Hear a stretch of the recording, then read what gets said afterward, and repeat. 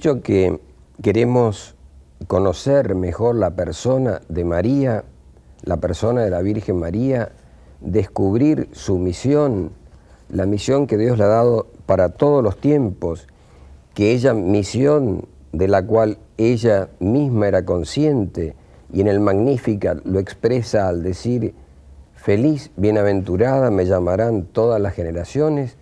Queremos también tratar de comprender la importancia de la misión de la Virgen María en este momento de la historia de la humanidad y de la historia de la Iglesia. Por una parte, vimos que María nos conduce hacia Dios, nos cobija en su corazón, nos lleva hacia Cristo y por Él y en el Espíritu Santo nos lleva al Padre. Pero María no solamente tiene una función hacia arriba, ella también tiene una función hacia abajo, podríamos decir, y es la de hacernos familia. Donde está María se siente una atmósfera de familia, se siente la calidad, se siente la calidez, se siente el calor de la presencia de una madre. Mucho se ha hablado sobre la importancia de la familia para un sano desarrollo del hombre de hoy.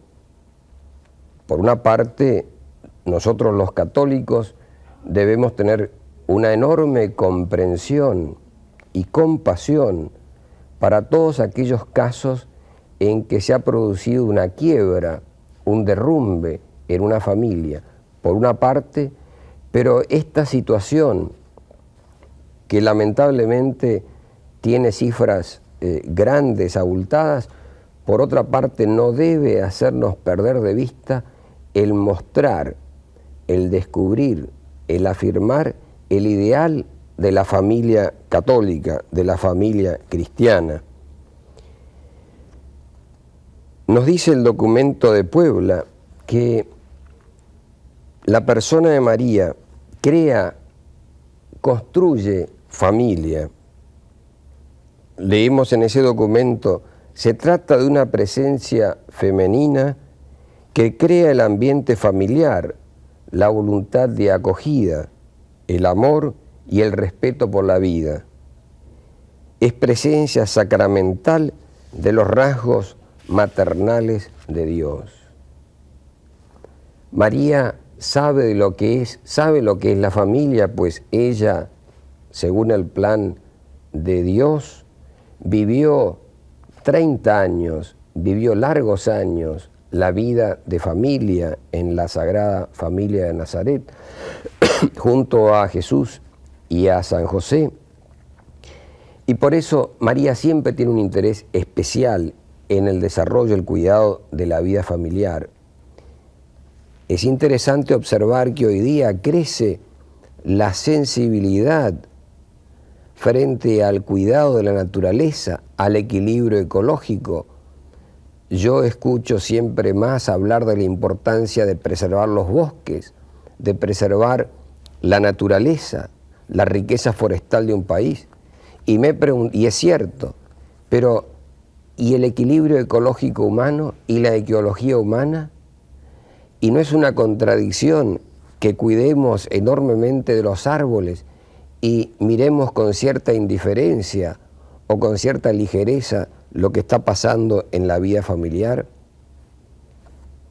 Yo quisiera recordar también con el documento de Puebla qué entendemos por familia.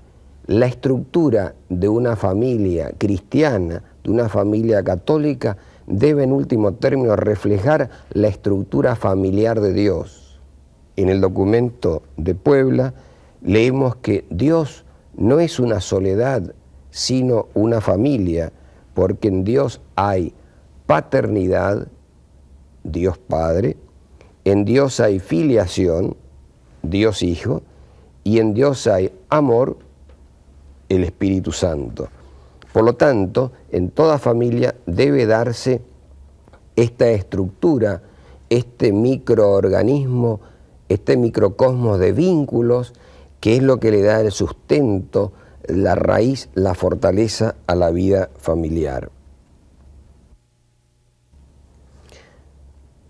Considero importante tener presente que familia no resulta solamente de vivir bajo un mismo techo o de sentarse a una misma mesa. Familia es más que eso. Familia son vínculos. En la familia hay una estructura y el fundamento de esa familia es la paternidad y la maternidad. Es el vínculo estable entre el hombre y la mujer, entre los padres. Familia significa espíritu filial. Es la respuesta de amor de los hijos al amor de los padres. Y esa línea vertical, la línea paterno-filial, podríamos decir, es el fundamento de una fraternidad sólida. Si queremos poner en un gráfico la estructura en la familia, pensemos en un 2 romanos. La línea de arriba está marcada por el amor esponsalicio, el vínculo sólido, estable entre el varón y la mujer. En el sacramento del matrimonio, esa es la línea de arriba. La línea que baja es el amor paterno y materno.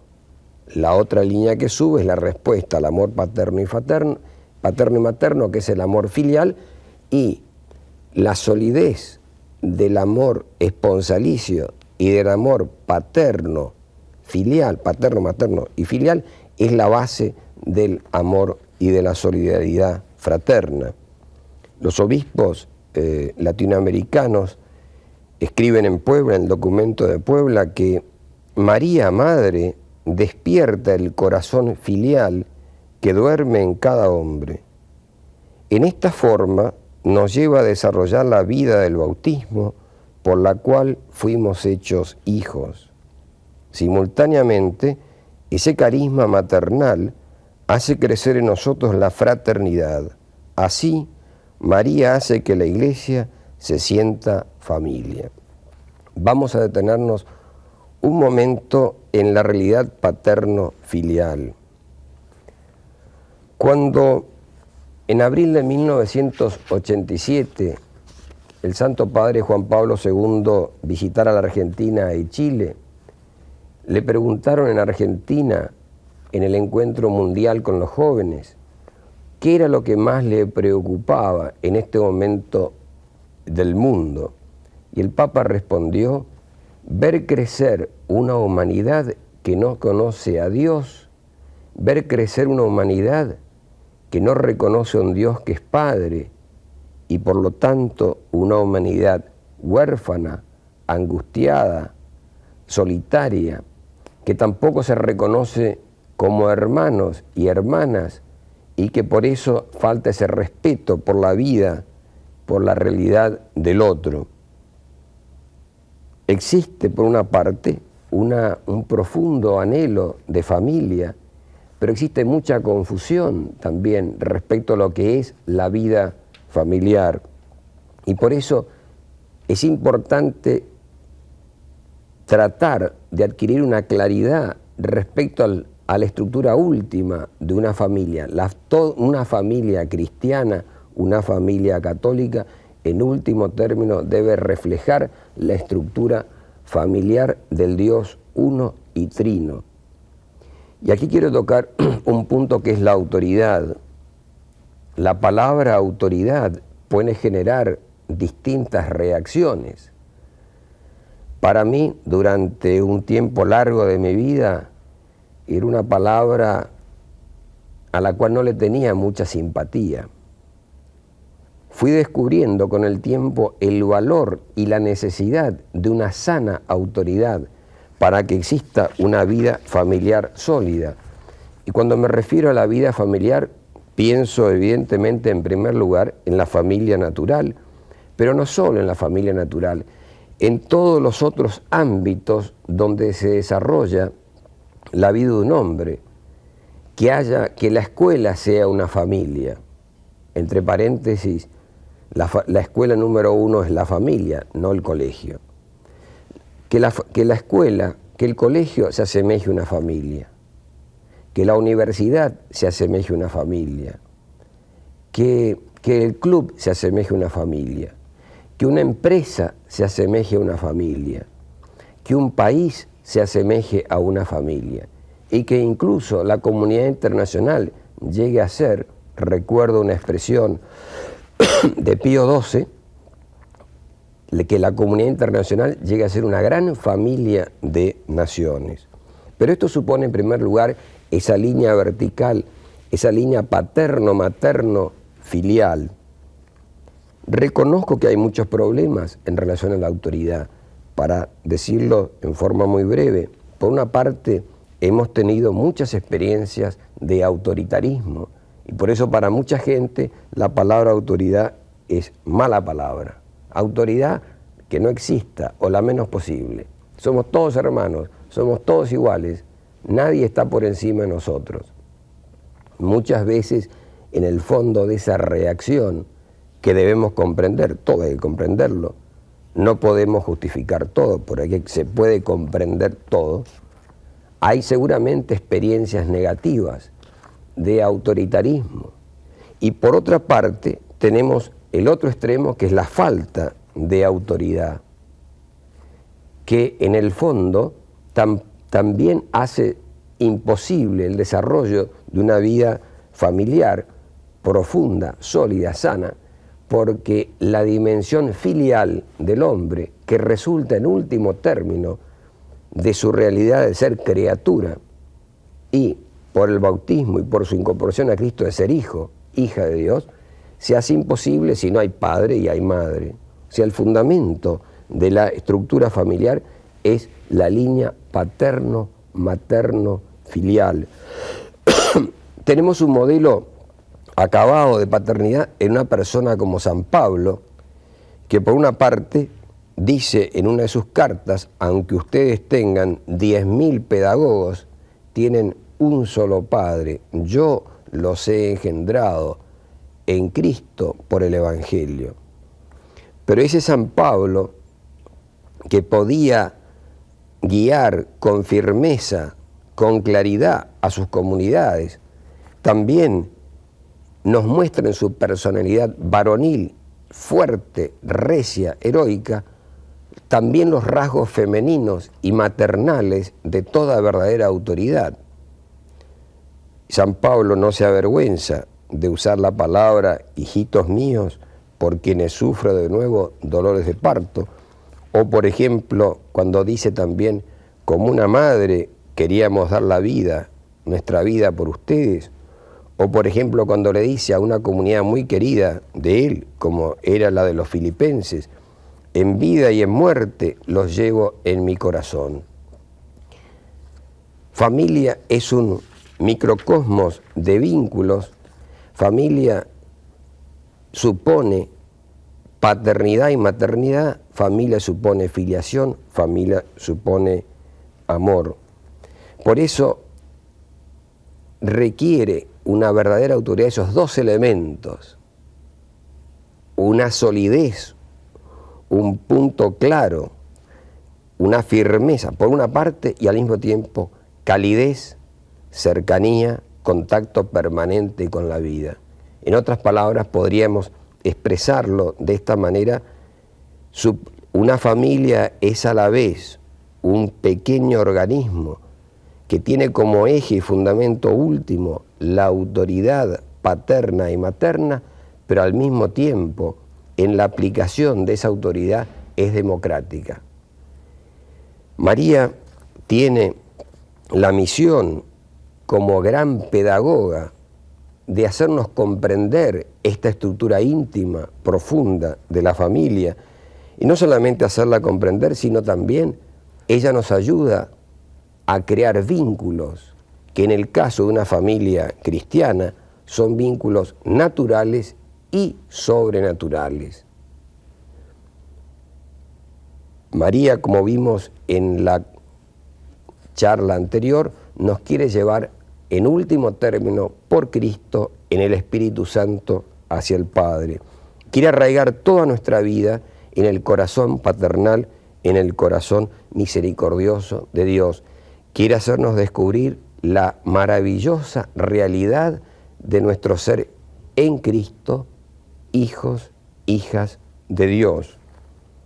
Pero la Virgen sabe también de que en este camino normalmente es necesaria la experiencia de transparentes humanos de esa paternidad y maternidad de Dios.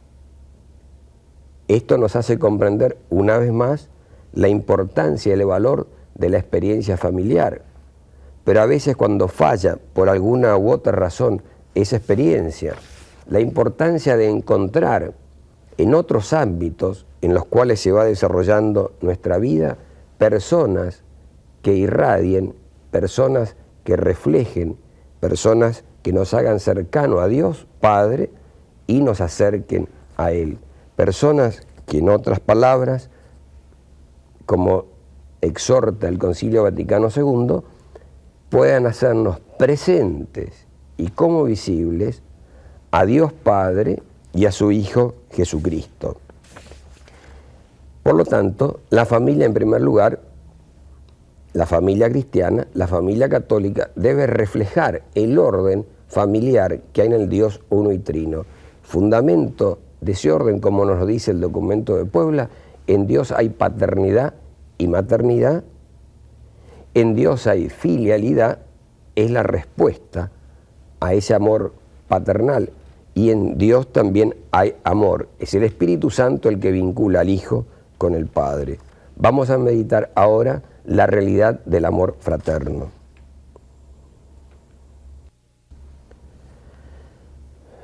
En la familia, en toda familia básicamente sana, experimentamos un organismo de vínculos, de relaciones personales que forman una común estructura básica y fundamental.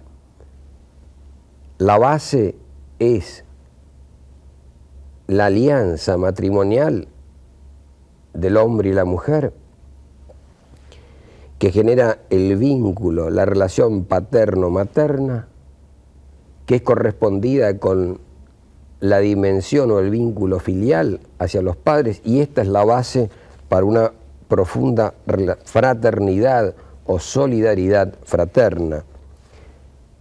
Es importante que nos quede en claro que si no hay padre y no hay madre y no somos hijos, no podemos ser hermanos. Si cortamos y quebramos la dimensión vertical, quebramos en esa medida la dimensión horizontal, fraterna.